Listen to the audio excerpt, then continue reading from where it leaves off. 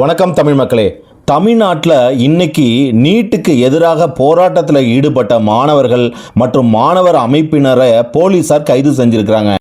சமீபத்தில் டெல்லியில் நடந்த இதே மாதிரியான ஒரு போராட்டத்தில் போலீஸார் தடியடி நடத்தினது இப்போ நாடு பூரா பரபரப்பாக பேசப்பட்டிருக்கு.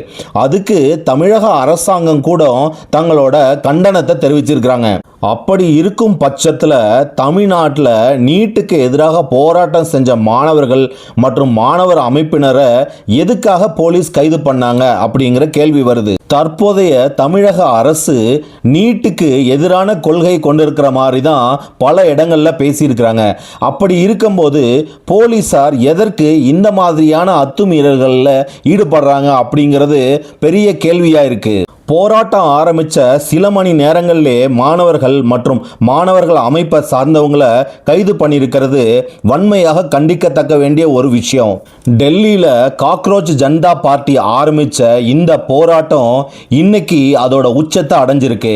தமிழக அரசு மற்றும் தமிழக மக்கள் இந்த ஒரு சந்தர்ப்பத்தை பயன்படுத்தி இந்த நீட்டை எதிர்க்கிறதுக்கு தங்களோட முழு ஒத்துழைப்பை கொடுத்தாங்கன்னா இந்த நீட்டை கண்டிப்பாக ஒழிச்சிடலாம் அப்படிங்கிறது என்னோட கருத்து.